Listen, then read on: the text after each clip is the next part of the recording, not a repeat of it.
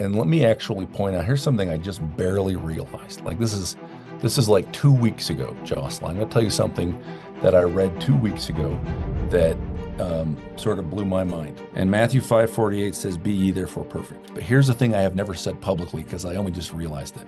One of the things is you will therefore be no way, if I say this to Wes Huff or whatever evangelical Christian, no way are they going to accept it.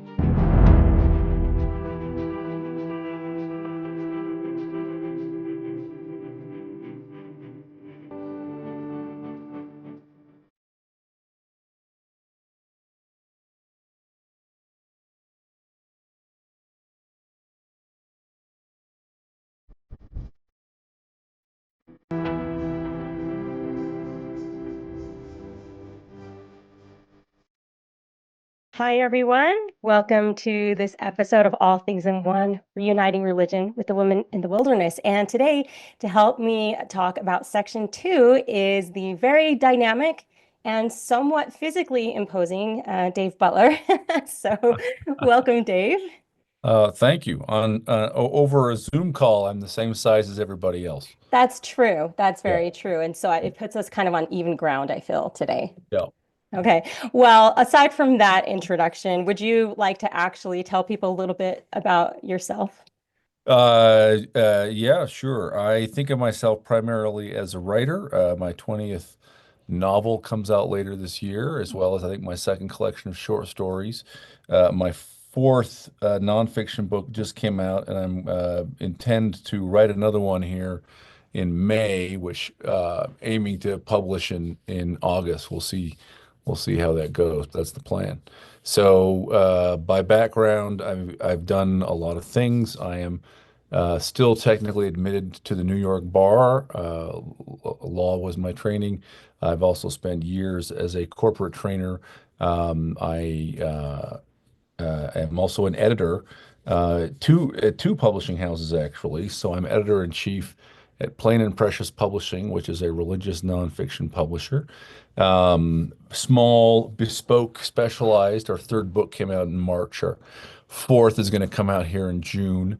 Um, and I am senior editor at Arc Press, a recently launched, so recently that we have no books and won't have any until probably a few right at the end of this year, and then sort of a pipeline of books coming out next year. But it's a genre fiction publisher.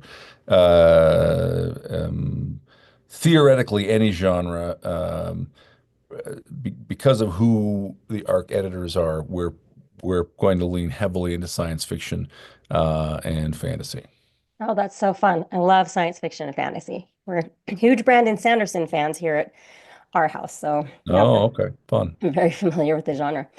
So, Dave, you and I have kind of crossed paths in the past, but we Yeah, haven't really had a chance to talk. So, I'm super excited about this. cool. But I want to tell you that you did an interview with my friends over at Feminine Alchemy. Oh, yeah. Yeah. And I've heard like several times from Jayanne how impactful that was for her. That, Oh, it's yeah, neat. like it just, I don't know. I think just hearing about Christianity and the Bible from this perspective of, yes, there was a goddess and like, here's a different way of looking at it, just made a huge impact on her. So that was really cool to hear about. Well, that is cool. I owe them a second and maybe a third appearance, which I should call them and get one of those scheduled soon. That was a lot of Yeah, fun to talk to ladies. yeah. They're busy right now. They're getting like cool awards and stuff for their I was going to say they recently podcast. won some kind of prize, didn't they? Yeah, yeah, and they're like, I think it's like right now. I think it's today. They're actually at the award ceremony and stuff. So Oh, fancy. yeah, cool. All right. Well, that aside, we'll putting in a plug for our friends there. I wanted to start off this conversation also by talking with you because I'm talking with people who have inspired some of the things that I've written, and you definitely were influential in what I've written in the section called, well, this chapter, the first chapter of the section is called Lehi's Heresy. Hmm. And I remember I was studying, and I just had like this inkling that there was this dynamic in the Book of Mormon, this struggle between the masculine and the feminine. But I couldn't Mhm. quite put it into words or in any kind of framework that made sense. And then I think I heard one of your first interviews on Stick of Joseph, and you talked about how, according to the book of Deuteronomy, Lehi was totally like this heretic and false prophecy based or false prophet. And so I thought we could start there. Was Lehi a heretic? Would that be would you describe it that way according to the religion at the time? Well, that's so interesting. There are a lot of ways to approach that question. Let me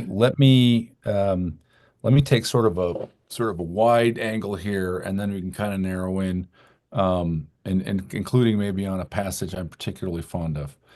Um, so there are different ways to read the Bible. Yeah, Mhm.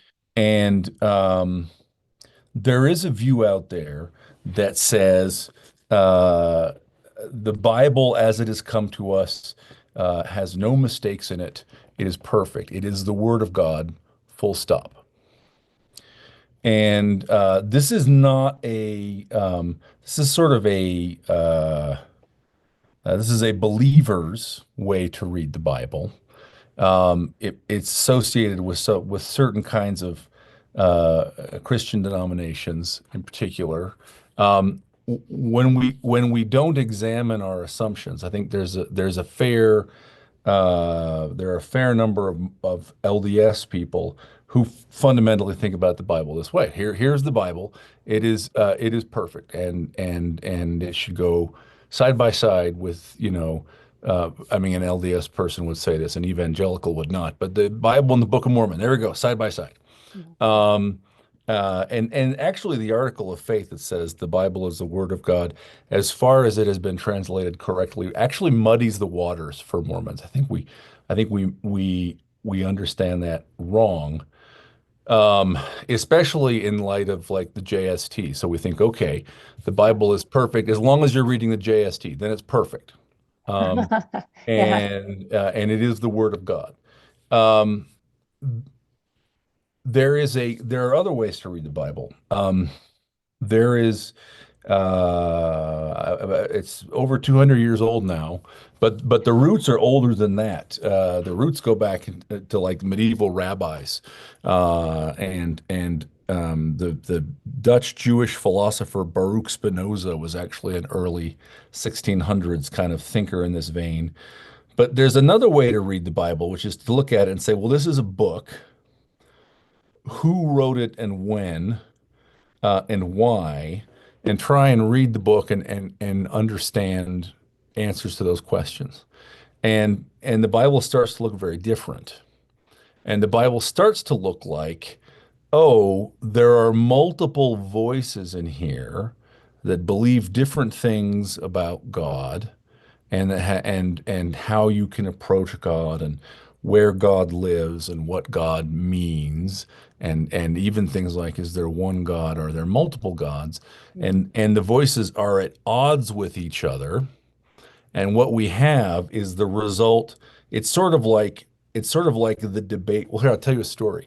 So Isaac Newton and Gottfried Leibniz both arguably invented calculus, okay? Or at least at the same time, this English guy and this German guy both sort of came with some similar approaches to mathematical problems, and then each one said, I have invented this, right? Um, and uh, and this dispute went on for some time, a few years, and then the Royal Society, the British Royal Society, decided or sort of offered, it stepped in and moderated on the pages of its publication, sort of a debate about who invented calculus. Was it Newton or was it Leibniz? And ultimately it pronounced for Newton. Newton invented calculus, not Leibniz. Well, the thing is, not only was that the English magazine um, finding in favor of the English mathematician, but actually the guy who was editing those proceedings was Newton himself. So Newton was declaring himself the winner.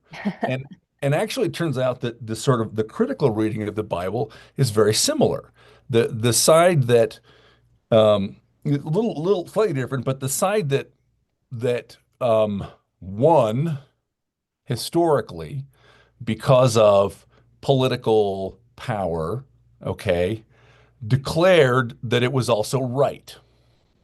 And and so so the final layer of editorial and scholars look and think they can perceive many men and they don't, this is a view you can call this critical scholarship of the Bible.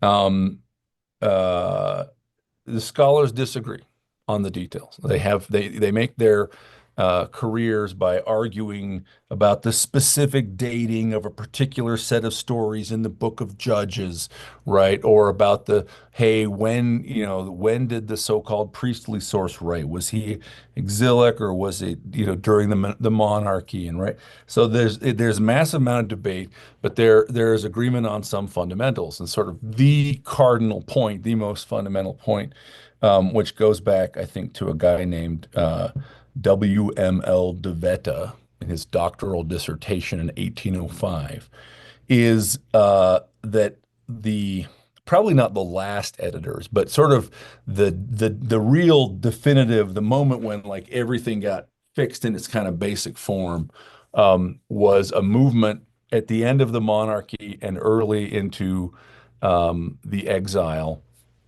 And again, critical scholars will kind of debate. It was the exile, it was but about that period, okay, which is to say about the time of Lehi, that there was a group of people who um, uh, edited the record, okay, to make their ideology, to claim that their ideology was the one that was God's true doctrine. And by the way, they at the same time, through their association with King Josiah, were making sure that they were seen as God's true doctrine by killing people who disagreed with them, by smashing the stuff and killing the people who saw God in any other way. It was like an Okay. extreme cancel culture back then. Yes. Well, Yeah. these are yeah. So the doctrine of this reforming group now, right? Two things to bear in mind is this is a hypothetical reconstruction, right? And also, like basically all critical scholarship, this is at the heart of the consensus. Okay.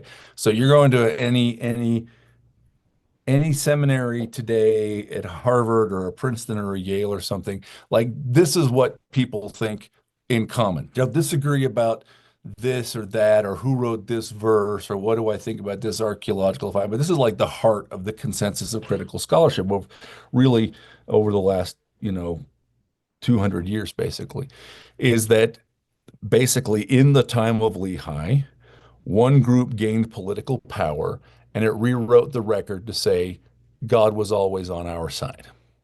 Okay. And it turns out that if you if you look at Lehi through their eyes, then indeed he is a big heretic. Okay. For a, for a myriad reasons, for many reasons. In other words, many things that he does actually look correct in the eyes of some other sources of the Bible, some other biblical texts, but are condemned by the writings that are attributed to the Deuteronomists. Like what? Well, the Deuteronomists say that the only place you can sacrifice is in the temple at Jerusalem. And a couple of times in First Nephi, I think in First Nephi chapter 3, maybe the first one, or is it chapter 2? They get down to the water, the borders of the Red Sea. Lehi sacrifices. His sons come back with the plates. Lehi sacrifices again. All Lehi right. does things that the book of Deuteronomy and the people who um, who wrote it and who edited the Bible, everything that had gone before them, as reconstructed by modern critical scholarship, disapprove of. One of those things is that he makes sacrifices. He's not supposed to. He builds altars outside of Jerusalem, Mhm. and he's not a priest. So for both of those reasons, those passages, he's doing things that are naughty in the eyes of Deuteronomy. But there are other things. Deuteronomy condemns the existence of stars in worship. It also claims that whereas whereas older writers in the Bible saw the temple as the place where God lives and sits on his throne, in the Deuteronomist view, the authors of these 7th century BC reformers, God didn't dwell in the house of the Lord. The name, something with a connection to God was present there. Well, chapter 1 of First Nephi shows a vision of the Holy of Holies with the throne of God. God is sitting on the throne and stars all around. This is a forbidden vision and a false doctrine from the point of view of the book of Deuteronomy.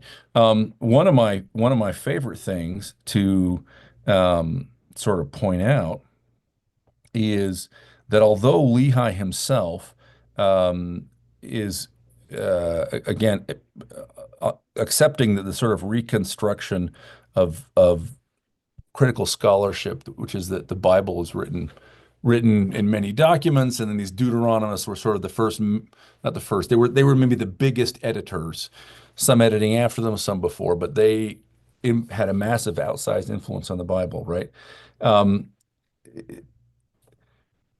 if that is approximately correct, if that resembles historical reality, it's super interesting that on the one hand, Lehi does things that are forbidden by the book of Deuteronomy.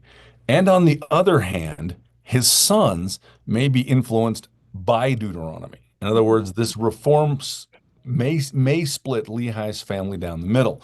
Deuteronomy 13 is um, is a great text to read when you are kind of thinking about the behavior of Lehi's older sons. Okay, because Deuteronomy says this: if there arise among you a prophet or a dreamer of dreams, and giveth thee a sign or a wonder. Lehi is a dreamer of dreams. I have dreamed a dream, Mhm. right? This is straight out of First Nephi. And the sign or wonder come to pass. So we're not talking about false dreams. If there arises among you someone that has a true prophetic dream, whereof he spake unto thee, saying, let us go after other gods of which thou hast not known, and let us serve them. In other words, and he presents any idea of God different from the Deuteronomy's idea of God, and Lehi's is different. Lehi's God is a man. He lives in the temple. Okay. Um, Thou shalt not hearken to the words of that prophet or that dreamer of dreams.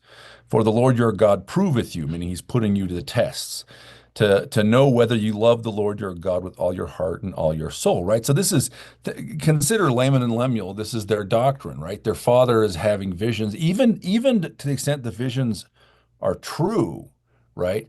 Mhm. What Deuteronomy is telling these sons is God's just testing your faith. Okay, the God you have to sacrifice in Jerusalem. God does not appear. He's certainly not a person. God's name is in the temple.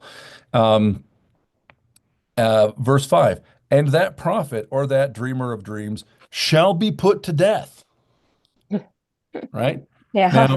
now we don't have any account of Laman and Lemuel trying to kill their father, but they seem to have tried to kill their brother, right? Yeah. And and in fact, uh, uh, it goes on and says, verse 6, if thy brother, the son of thy mother, entice thee secretly saying, let us go serve other gods which thou hast not known, right? So if your brother says we need to worship God different from the book of Deuteronomy, 8, thou shalt not consent unto him, nor hearken, neither shall thine eye pity him, neither shalt thou spare, neither shalt thou conceal him. Verse 9, but thou shalt surely kill him. This gives some significant explanatory power to the book of Yeah. First Nephi.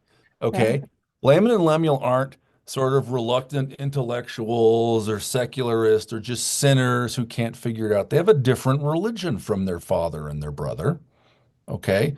Their religion tells them, hey, there's a specific image of God, and anyone who tries to tell you otherwise, even when they are having true visions, kill that person, even if it's your family member, right? This is the ideology of Laman and Lemuel. Hey everyone, thanks for being here. I just wanted to take a second and invite you to check out the links in the show notes and comments below this video to my new book, All Things in One: Reuniting Religion with the Woman in the Wilderness, where we explore questions like, does deep diving into deep doctrine mean going off the deep end and losing my faith, friends, and family? Why does the Book of Mormon mention so few women? Why do members of the Church of Jesus Christ of Latter-day Saints believe in a Heavenly Mother yet know so little about her? And what does all this have to do with the Latter-day Zion? All Things in One: Reuniting Religion with the Woman in the Wilderness is a quest for the divine feminine that leads us through the murky terrain of time, folklore, apocryphal texts, and the words of prophets, ancient and modern, to discover how men and women can work together to gather all truth in one in Christ and be reunited with both a mother and a father in heaven. Get yourself or a loved one a copy of All Things in One: Reuniting Religion with the Woman in the Wilderness on Amazon Kindle and Audible.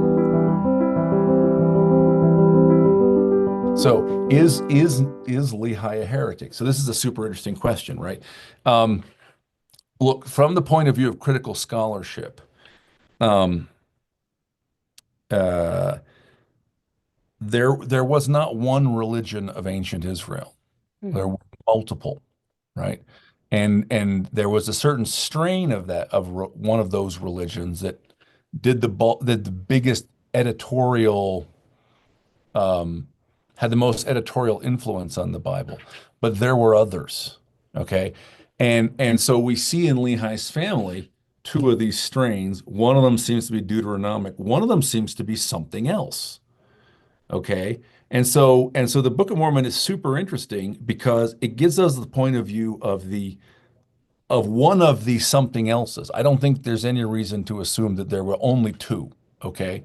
I think we should think there were a multiplicity of different religious ideas.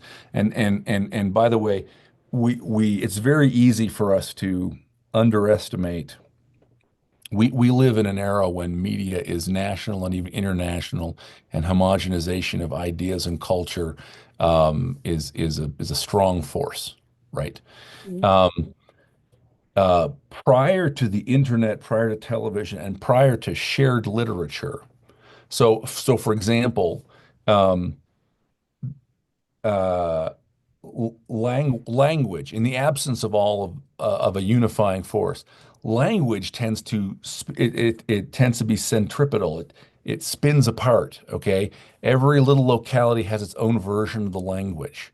So one of the great forces in holding the English language together and making it what it is was the King James translation of the Bible, because it was a standardizing, it was a text everybody read in the same language, and if you were reading in Scotland, or you were reading in Wales or Australia, you're reading the same text, right?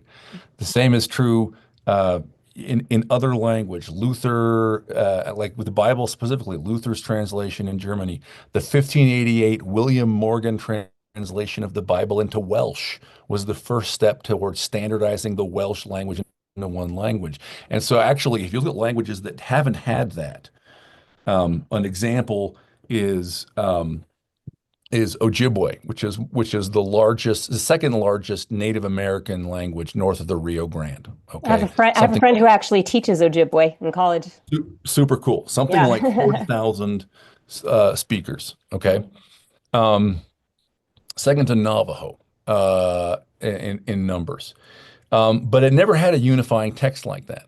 Like, yes, there were Bible translations, but not in a way that everybody read them or everyone read the same translations. And so when you go to learn Ojibwe, the materials will say to you, this is Ojibwe as spoken in the Red Lake and Pine Lake wheat regions of Wisconsin. Mhm. Okay. I don't have it here. I'd show you. I have this massive grammar, It's called um, Nashbemoin, I think, is the name of the uh, grammar, which is we speak Ojibwe, is what it means.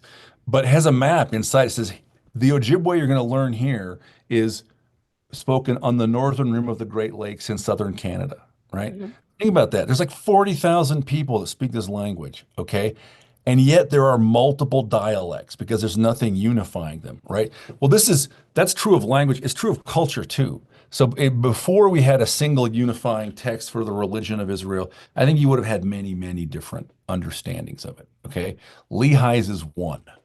His understanding is different from the Deuteronomists in multiple ways. It embraces visions of the night sky. It believes in a God who is on his throne. It is obsessed with the story of the tree of life and the story or the image of the tree of life and the story of the Garden of Eden, and there are other differences as well.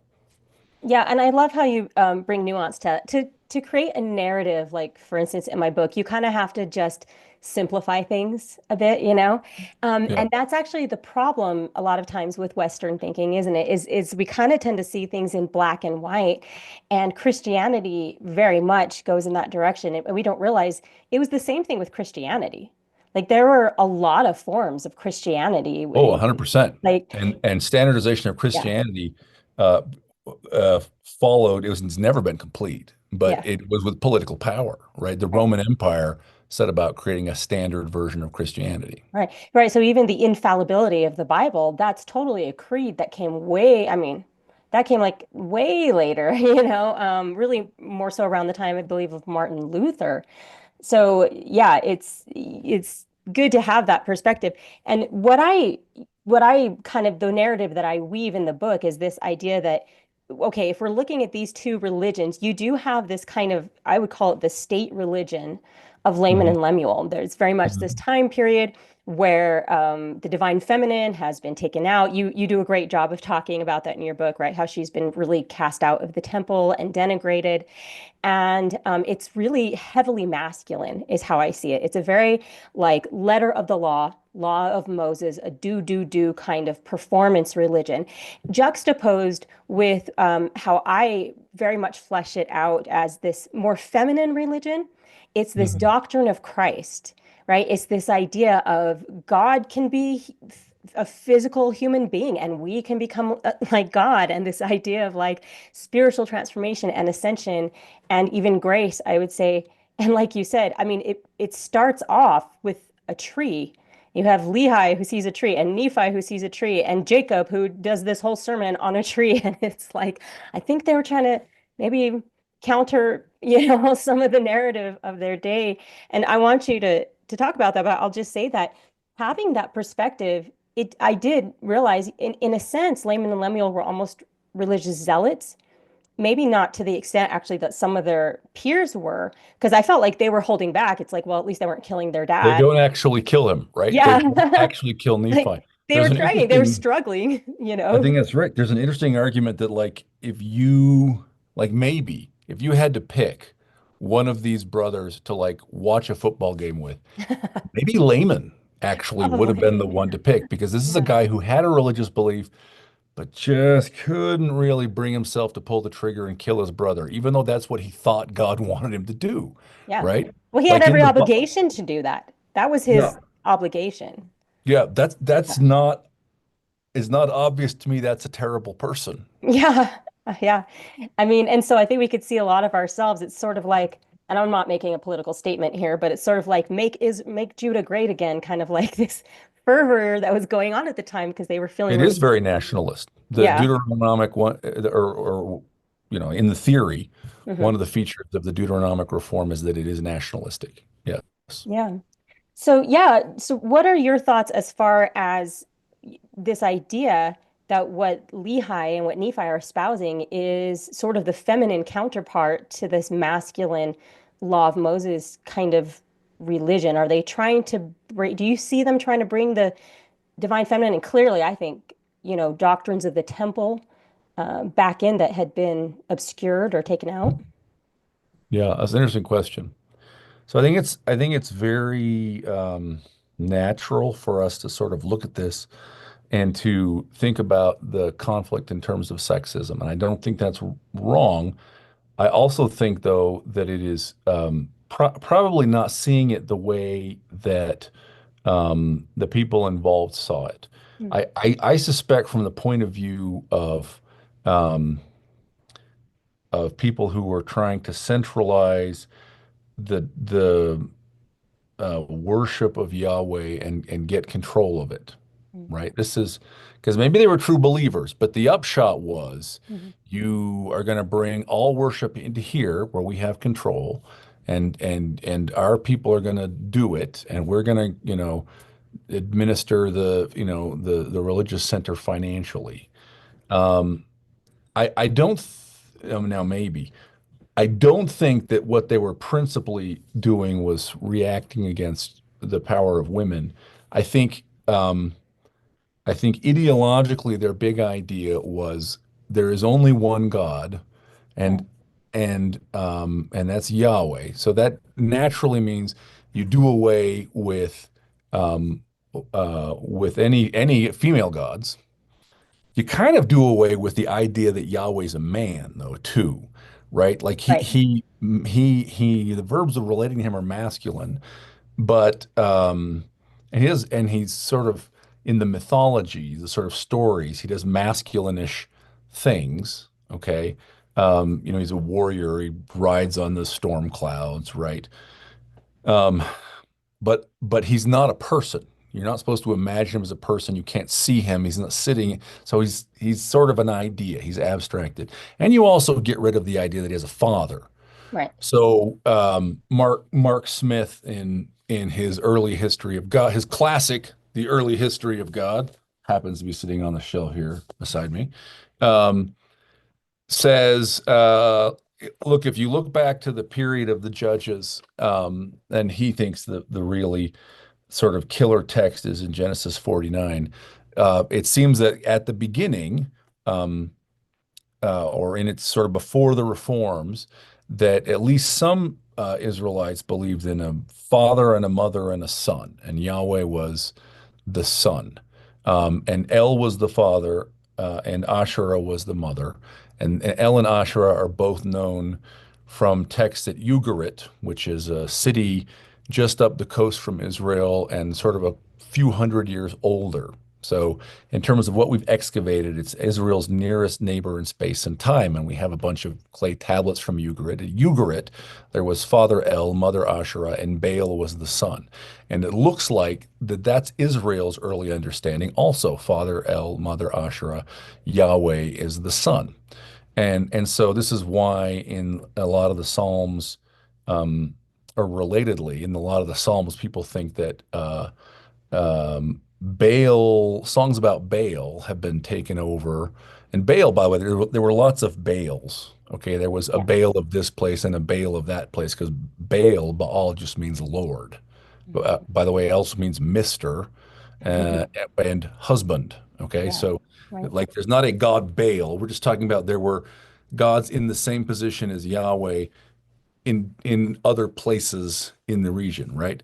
So this seems to have been the original belief. It's clear that some there was a uh, there were certainly some people who kind of first seem to have collapsed El and Yahweh together, and so you got things like the Kirbet El Kom and the Kuntilet Ajrud inscriptions, which have just Yahweh and Asherah. So Yahweh has become the father, and now he's married to Asherah, right? And then eventually Asherah comes out. So I think it wasn't that the Deuteronomists said we want to write out women. They said we want to, for whatever reason, they got fixated on this new idea of God, that God is a sort of personless force.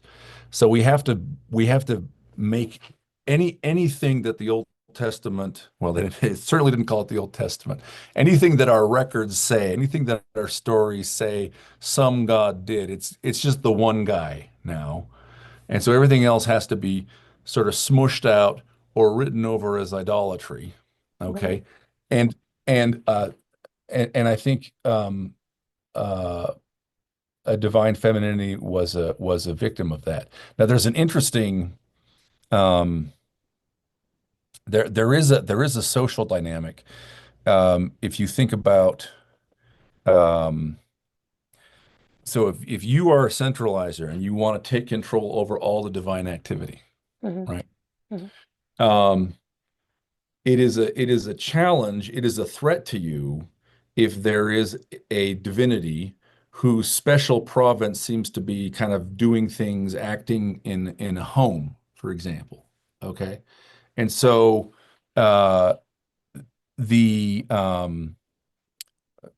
one of the really archaeological evidence has really come in and been very decisive in the last kind of 40 years in terms of getting critical scholars to think about the religions, plural, of ancient Israel rather than one. One of the most ubiquitous, not ubiquitous, it's common. We have thousands of them, but they're all from the kingdom of Judah. Or they're almost all overwhelmingly the kingdom of Judah, and overwhelmingly they're from the time of the kingdom of Judah. Like between the day of Isaiah and between the day of Lehi, we found several thousand of these Judean pillar figurines, which are small, kind of like 4 or 6 inch statues of a woman with the lower trunk is a tree trunk, it's a pole. And scholars at this point a pretty wide consensus that that's representation of Asherah, right? So it's interesting to think about. I don't know that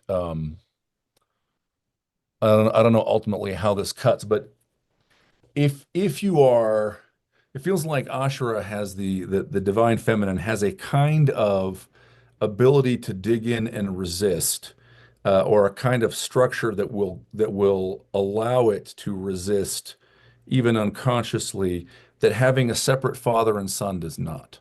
Right? If the father and son are basically part of public religion, we do stuff in public together, right? Well, it's fairly easy, relatively easy to just say, fine, we who are in charge of the public things, we're gonna say that was always one God.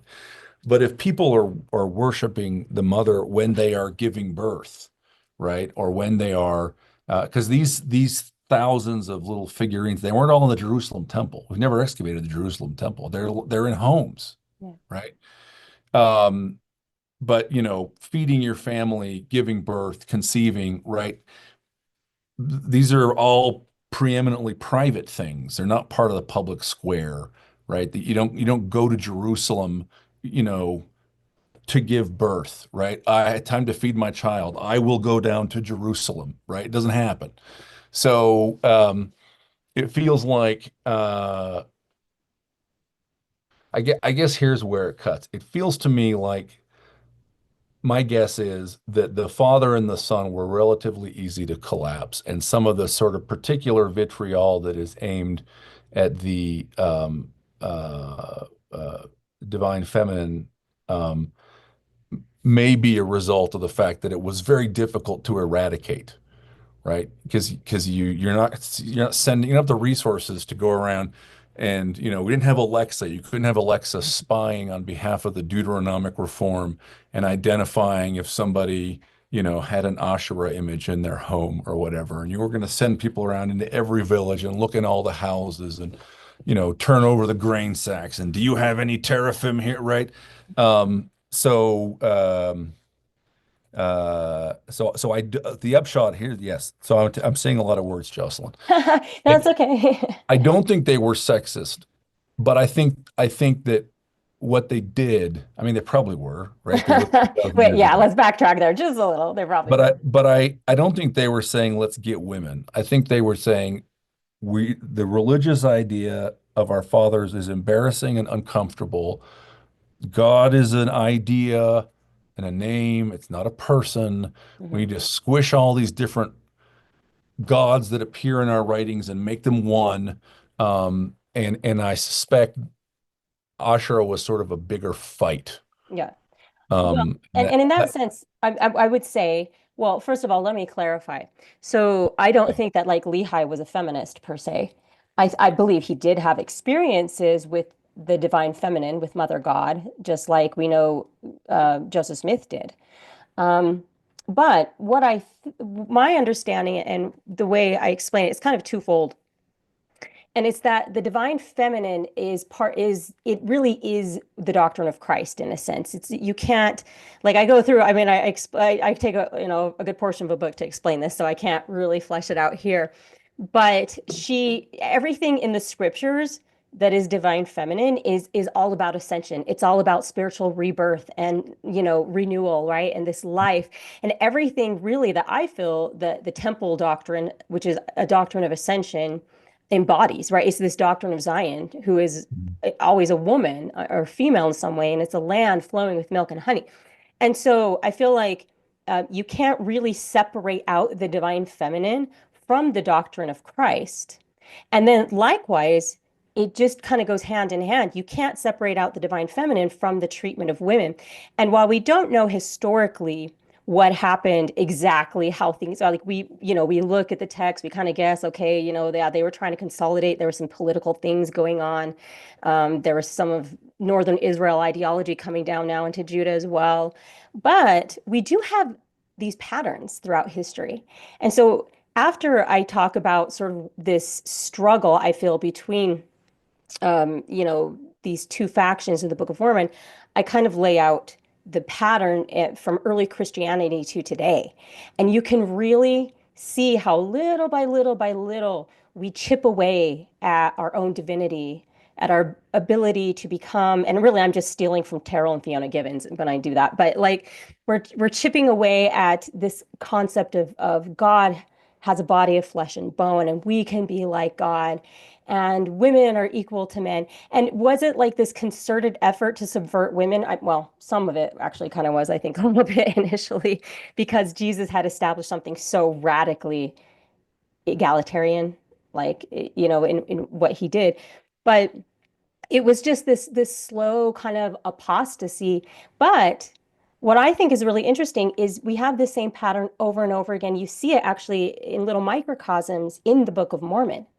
And I relate this to the Damascus document, right? So it says that and it's relating it to Deuteronomy.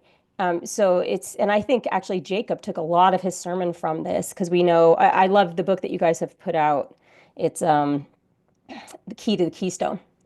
And he talks about how what Lehi had probably wasn't like the Bible that we have. It was probably a lot of, right, these apocryphal texts. And I think one of those was this Damascus document because there's like at least 10 that we've uncovered so far. So it was pretty prevalent. But it says that there are these three nets of Belial, or essentially, Belial. yeah, Yeah. the adversary that he's going to do to lead the children of Israel into apostasy. And you're going to hear echoes of the pride cycle in this, right? The first thing is it's going to be the hoarding of wealth. And what do we always see throughout the Book of Mormon? Oh, they get wealthy and then they become prideful. But there's two other components to that I think that we miss. And the other two that talks about is the temple, that he's going to mess with the temple doctrine. And the third one is he's going to mess with the role of women. So when you go through the Book of Mormon with that lens, you see that every time this pride cycle comes up, yeah, the wealth is involved, but they're always screwing with this doctrine of Christ. They always want to limit that to this very law of Moses, like, oh, you can't really know these things, or you can't really, or why are you talking about some being that's coming, or whatever. And then Mhm. and then the women are always like this, I feel, a canary in a coal mine for this apostasy, women and children, really. And it happens every single time until you get to the end of the Book of Mormon, when it just gets so bad, they're literally raping and cannibalizing these women because it just goes hand in hand with the treatment of that doctrine. And so anyway, that's like kind of in a nutshell what um, kind of what I lay out there. And so when I talk about, is Lehi trying to restore the divine feminine, I'm really talking about those three things. I'm talking about this idea of that we're all children of God. We need to love each other. We need to love God, which means, like Joseph Smith said, understanding the actual character and nature of God. Mhm. And and also I would say that just kind of inherently goes hand in hand with the treatment of women. So I wanted to actually, do you have any comments on that, or did you want to kind of move on to like the idea of the temple and stuff like that? Well, one of the challenging things about the Book of Mormon, and I can't explain this, is that on the one hand, it seems that the well, it's quite clear that the Tree of Life and the Eden story are massive importance to Lehi and his descendants, Mhm. and it's quite clear that um, they have esoteric meaning to them, right? These are things that are explained in visions, and I think it's quite clear that the Tree of Life has a feminine value, is a divinity, Mhm. and I think that well, part of the reason why this was so kind of esoteric, I mean, I think there's two ways to look at it. If you think about it in terms of the sort of efficient cause. Where did this concern to hide this stuff come from? Well, I think it comes from the fact that in Lehi's day, King Josiah was killing people who disagreed with him on the matter of religion, including people who thought it was appropriate to have a female divinity. So I think that this was part of their inheritance. They're one of the religions of ancient. The Nephites had one of the religions of ancient Mhm. Israel, and it was an underground religion. There may also be a teleology to this, which is to say, um, the coming forth of the Book of Mormon was difficult enough as it was. It ultimately got Joseph killed. Um, and it's difficult to imagine that if Joseph was openly talking from the beginning in 1829, what about your gold Bible? And if he was also saying, and hey, guess what? In my gold Bible, the teaching is that God is not a single um, personless being, impersonal force. There is a family of gods, a father, a mother, a son, and indeed you are part of the family. Maybe the Book of Mormon under that condition couldn't have survived, right? So maybe it was important that we got exactly the book we got. The um, the challenging thing is that as 21st century humans, some of us look at the Book of Mormon and say, "Well, I find this book very sexist because there are like two named women, right? Um, and none of them are writers. And I understand that reaction. And it is entirely possible that if you met Lehi, you might find him to be unbearably sexist, Jocelyn. You might be like, this guy is like a Bedouin Arab, sheikh. He is generous. He's brave. He has no respect for the opinion of women, right? I don't know that that is true, but you don't know that it's not true from the record because notwithstanding that I think that a divine femininity is part of what Lehi and his descendants are passing on. The book is talking about on its surface, it's talking about the deeds and the experiences of men, and it's written by men, and that just is true. Yeah, and thank you for answering the question that I should have asked, because that was in the back of my mind is, yeah, so I mean, if I'm making this claim, right, that they're kind of bringing forth this divine feminine, why aren't they just coming out and saying it? And I think you are very spot on with that assessment. I think, there were a lot of records that Mormon compiled. And I believe he saw our day. I think he knew exactly what was going on and exactly what we needed. And so he put things in a way that those who desire to see it will see it, like how you have gone through the Book of Mormon and you've seen so much temple in there. I mean, there's nowhere. I mean, a lot of things happen at the temple, but they don't really discuss temple doctrine or a temple ceremony in any kind of overt way. But it's there for those who have eyes to see it. And I feel like that's very much how the divine feminine is, or our heavenly mother. It's like if you want to seek her, there's plenty there for you to find, Hmm. but it's not something that's just going to necessarily be handed to you on a platter, you know. Yeah. Well, it's unlikely to be taught in seminary or brought up with great vigor in most Sunday school classes, that's for sure. No, I don't think so. And I think that's for good reason too.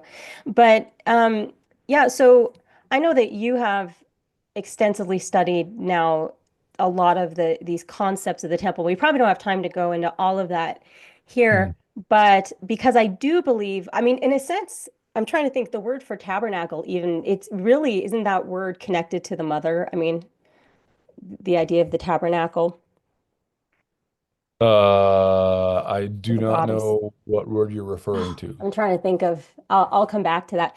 But there's a lot of Okay. words that I think show that that the mother or the goddess, that she's all there very much in the temple. She's there in Lehi's dream.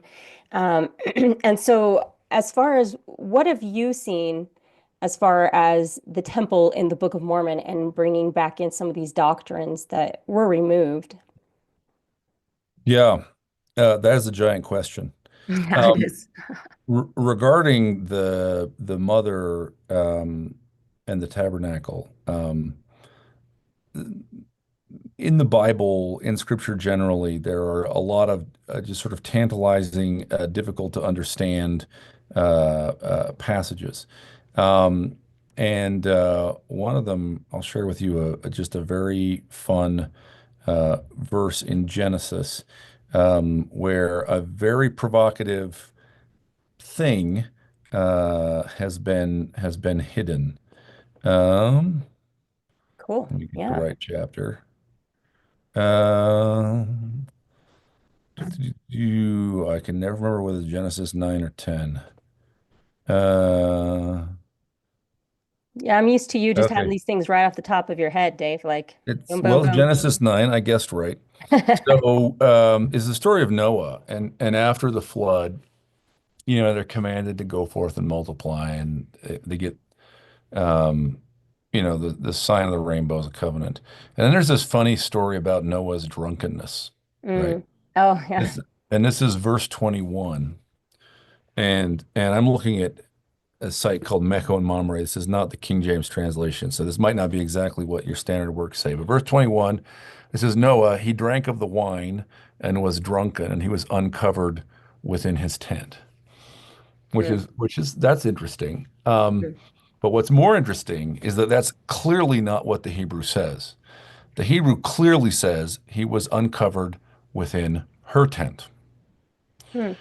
But the Masoretes who went through and put all the vowels points in to indicate how they thought you should pronounce things, Mhm. um, did not agree. They didn't want to change the final letter that makes it her tent. That would be impious. But it was also clearly not acceptable that that was the right answer. So they put in vowels to say, no, how you should read it is his tent. Mm. Okay. So, but the fact of the matter is that the consonantal Hebrew says that Noah gets drunk in a tent that belongs to a woman. Mm.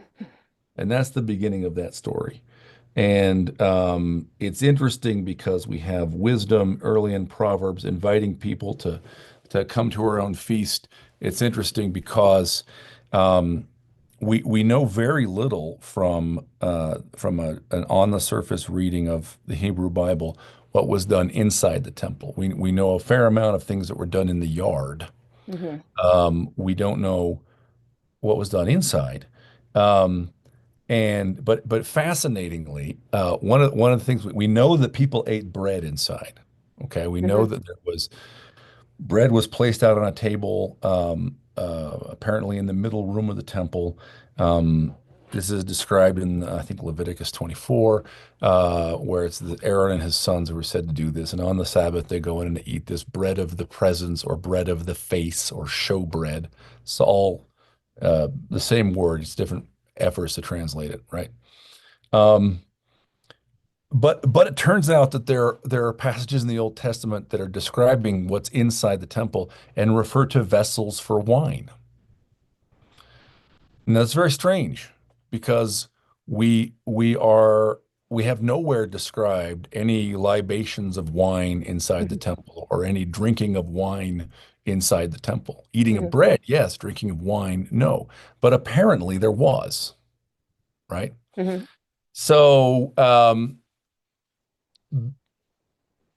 the, look, I have to be on another call in like 50 minutes, so we don't have enough to, even if you wanted to go that long, we don't have No, enough time to really cover the subject. yeah, we're not sticking Joseph here. We can't do 3 hours.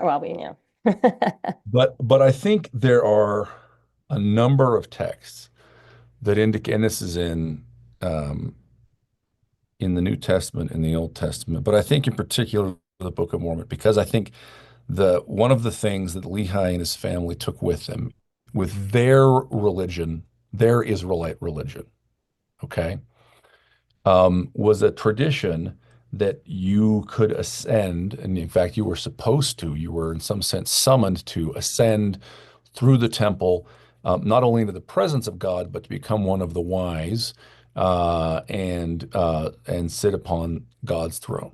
hmm Build your house upon the rock.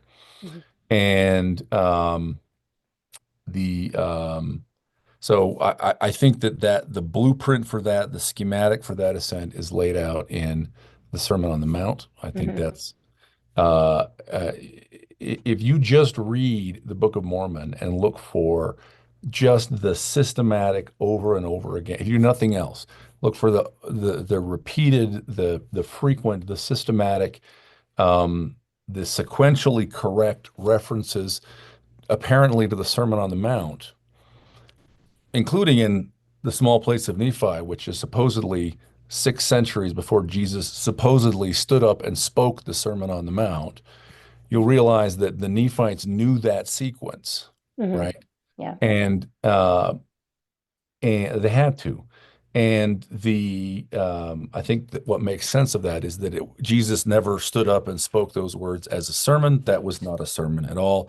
That is a text that is a blueprint for an ascent. It is an ascent that, again, the Book of Mormon is clearest, but the New Testament is actually reasonably clear. I'm actually working on a book on this, basically on this subject now. Oh, Paul talks about knowing a man who went up to the third heaven, yeah. and the third heaven was paradise. Paradise is paradisos. It's a garden.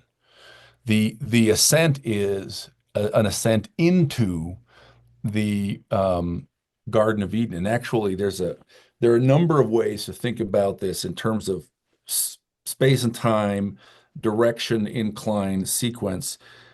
One way to understand this ascent is it was an experience of and a teaching that said mankind starts in the garden, falls, and reascends to the garden. And by the way, I think one way to understand that is you, before you were here, were in the garden. hmm You are here because you are fallen. All the stuff that you learn at the beginning of the ascent is that's behind you. That's the covenants that you make in part one of this ascent, they're non-negotiable. You hmm came here already subject to those rules. That's it. You are here now. And the thing for you to do is, having put on your robe of flesh when you were cast out of the garden into mortality, you're here to learn how to put on your robe of light, your robe of righteousness, as Jacob calls it in 2nd Nephi 9, and ascend back into the presence of the tree of life. The journey is it's linear in that it progresses into the center of the temple, but it's also circular. In fact, one way to see it is that Yeah. it's once around the corkscrew is what it is. And so even though on the one hand it's a descent and a reascent, the whole thing is an ascent. I started in the garden, um, but the garden was not exalted. It was not transfigured. That was the place of my premortal existence. And I began my journey there. And now I am ascending, and there are things I have to learn. The sort of second stage of this journey, Matthew 6, is the first stage has most of the sort of covenants in it, the commitments you make. The second stage has a bunch of techniques. Okay, how to pray alone, how to pray as a group, fasting, washing and anointing, deeds of justice and mercy. And it really has just one big thing that you learn, or what one commandment you commit to, which is you have to learn to be all in for God. That's Mhm. it. Okay? It's God or mammon. You have it's more choices than that are illusory. You can do the thing God needs you to do, and if you are picking anything else, you're picking mammon. Okay, that's the great thing to learn here in this life to commit to and to do. And you have these spiritual technologies. Um, um, God descends, feeds you a feast of his own flesh and blood. He clothes you in robes of right, the robes of light, the robes of Melchizedek, the robes um, of Adam and Eve. And then you finish your ascent, and you enter. Matthew 7 says, "Straight and narrow gate leads to life." And then the next image is a tree with good fruit. Well, that's because the life is a tree with good fruit. This is the image of First Nephi 8. You pass a straight and narrow gate, and you are back in Eden. You've gone once around, but you're not in Eden the same way you were before. You have come back. You have become one of the wise. You have become one of the shining ones. You become, and the Sermon on the Mount implies all of this. You become a queen or a king, a prophetess or a prophet. You become angelic, and now you have a right, notwithstanding your having gone through mortality or because of having gone through mortality, to live with and be as one of the gods, knowing good from evil, being wise. Right. That is in a nutshell. That is an experience. I think that is my guess is just trying to think about this sort of chronologically, right? My guess is that was in some sense that ordinance, that liturgy was part of the spiritual machinery of the monarchy of Judah. I don't mean I mean the monarchy, the king and the Mhm. queen, Mhm. right? Um, uh, because man, the Sermon on the Mount is all about entering into the kingdom of God, and you only finally enter. It's like chapter 7, verses 21 and 23. Finally, you enter the kingdom of God. Immediately, you build your house upon the rock. Um, uh, I think this is why Peter says, talking about first, generation of Christians, we have a royal priesthood. I think a thing that ultimately is very, very old, right? In terms of, Alma says this was given by God in the beginning, but I think in a sort of a historical sense, I think it came from Egypt, and was one of the things that the kingdom of the king and queen of Judah knew and did. Somehow, I mean, I think that Isaiah.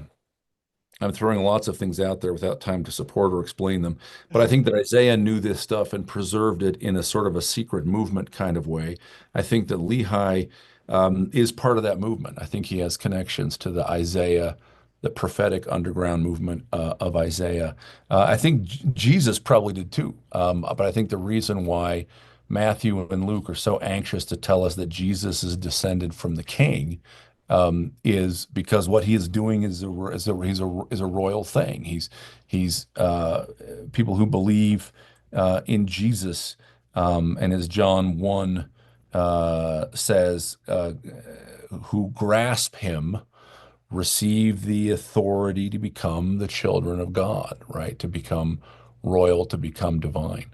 So yeah, I think that is all throughout the Book of Mormon, but especially the small plates. I think it's one of the things Lehi was preserving. Um, I do think that it has uh, everything to do with the Garden of Eden story.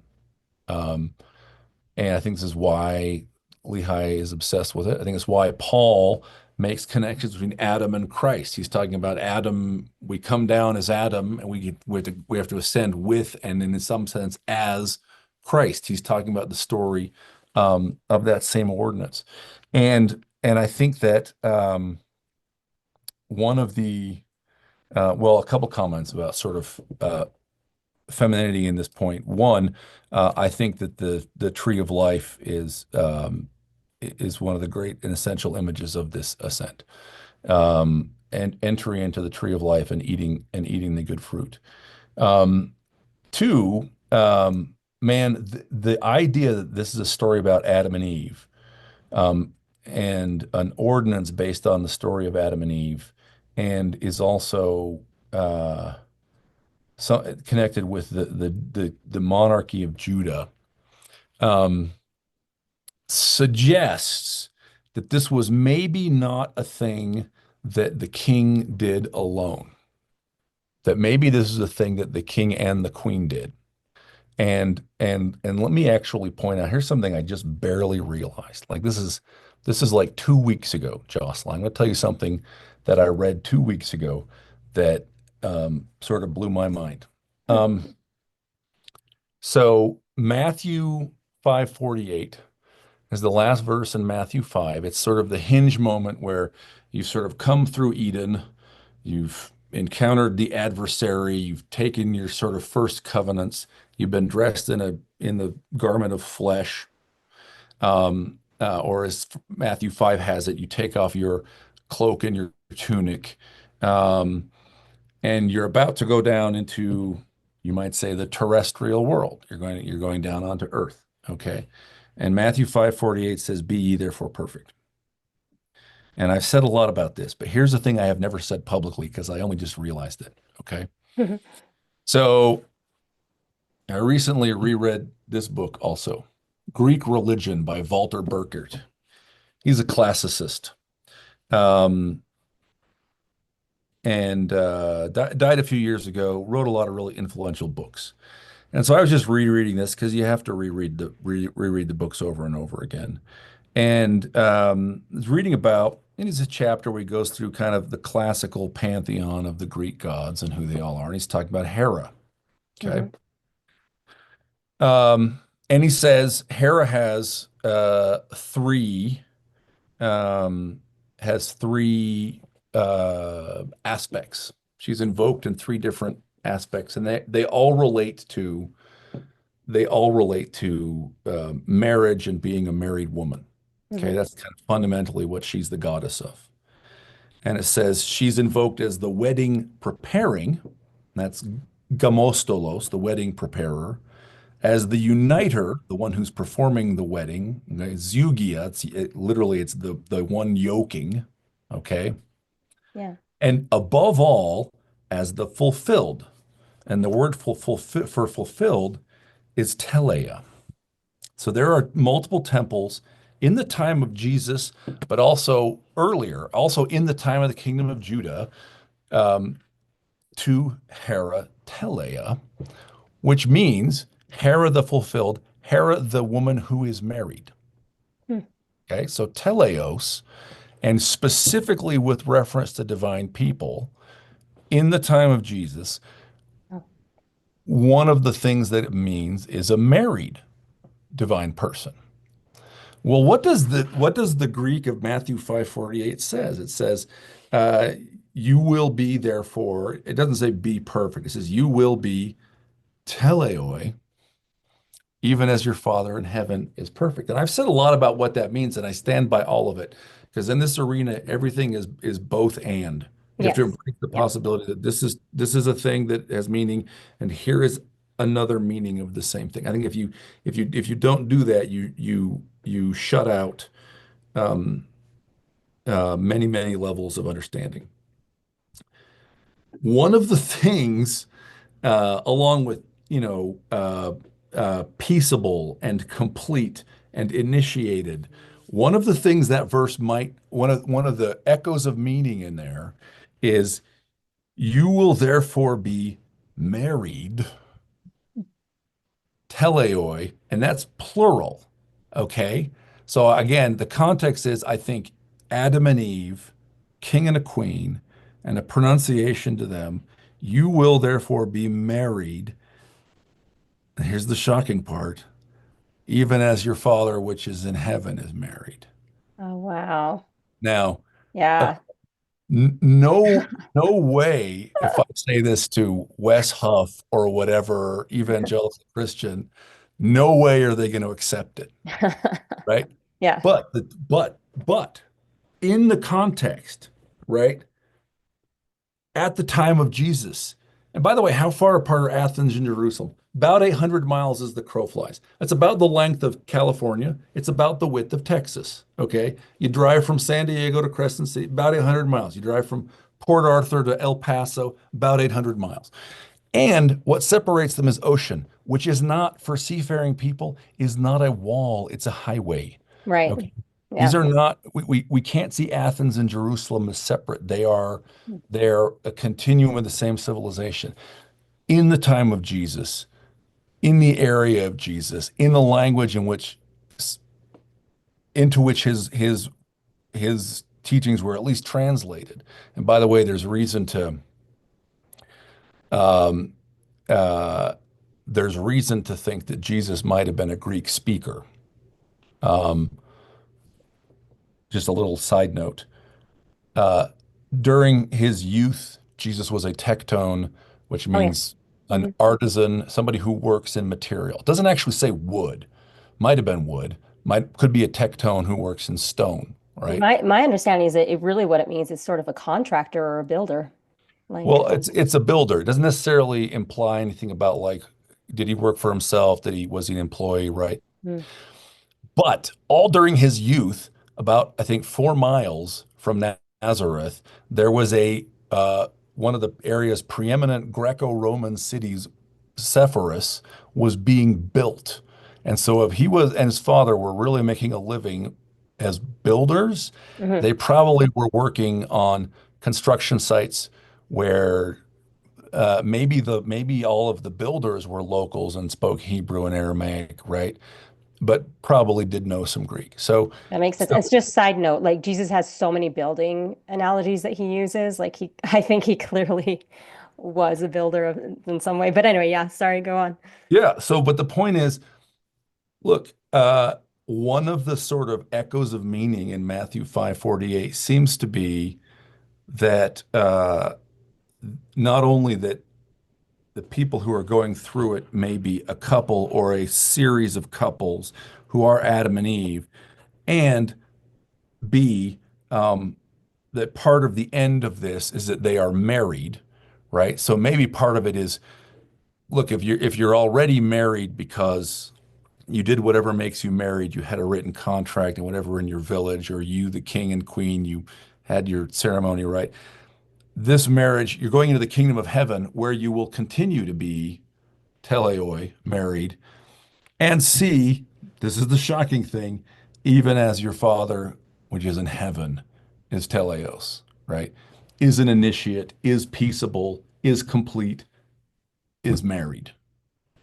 Which makes absolute sense because the a lot of the framework of the gospel of Jesus Christ is that we are the virgin bride. He is the bridegroom, right? That is the metaphor for the ultimate union between, I would say, mortal flesh or us in this state being at one with godliness, right? It's always spoken of in relation to marriage in that union. And while we see it as symbolic, because it's kind of funny because in Christianity today, we take everything as mostly symbolic and we don't see anything as literal.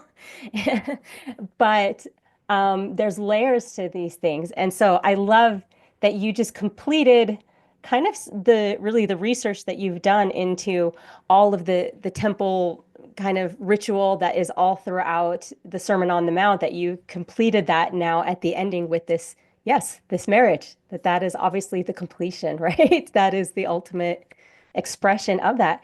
The union, of course, of masculine and feminine as well, is Yeah. how I see it. And I do think it makes a great deal of sense given sort of the context you and I are discussing. Hmm. I think given the sort of assumptions of somebody who is a Trinitarian uh, Christian who thinks that God is certainly not a person, Hmm. but a triune being, it is of course hideous blasphemy. But that's always what the adversary likes to come in and do, though, is mess with the nature of God. Because if you mess with the nature of God, then you mess with the nature of people. And for some reason, yeah, that does always skew masculine. God always does skew masculine. And so when you take out the counterpart, the feminine, you completely miss the whole point, right? Which is family ultimately, which I think is one of the most beautiful doctrines that, as members of the Church of Jesus Christ of Latter-day Saints, that we offer the world. I think that resonates so much with people is this idea that God is a family. It's all about family ultimately and coming together in that way. And I think that the temple, these covenants that we make, are ultimately about that. It's sort of about this divesting of the natural man, the egoic self, and focusing on everybody else as our brother and sister, and ultimately growing up in the gospel, maturing, not being babes anymore, right? The temple takes you through from the milk process to the meat of adulting and truly becoming like our mother and father in heaven as we're meant to be. Well, I know that we have covered a lot of ground and that you have some other things to get to, Dave. But were there any other thoughts that you just wanted to throw out there before? Because there's a lot of things I could say about what you just said. I had like about a million thoughts. I'm like, yes, the spiral. I love that. I totally see it that way too. I'm actually going to put out a video on sacred geometry as part of this series because we do see things in a very linear way, but they always go east. They go east in the garden, and then they go east when they leave the garden, and east is where all these amazing, wonderful people come from. And so, there's definitely, again, layers of seeing these things. So yeah, I love that you pointed that out as well. But yeah, what final thoughts did you want to share with us about Good any? luck on your book launch. Well, thank you. I appreciate that. Yeah, Sure. we're gonna have a cool, fun party here that everybody's going to be invited to just to kind of um, Well, celebrate that in June. So you're totally invited to that if you want to come. that sounds great. And good luck to you with your book as well. Oh yeah, thank you. I have to sequester myself like a hermit here for a week and a half in May Hmm. and try to get it done. Yeah. Yeah. Well, and if anybody hasn't read In the Language of Adam, Dave has that book out and it's got like a lot of, like he said, he didn't really have time to go into it and explain and prove what he's saying, but he definitely goes in depth in that book. And is there anywhere else that they can look to? That's for most of what I said today. That's a great place to look to see what the underlying arguments are, plus many other things we didn't touch on. Yes. Yeah, very much so. Okay, well, I appreciate you coming on here. I look forward to your further interviews with my friends and seeing how that all fleshes out. And we'll catch you a little bit later. Thanks, Jocelyn.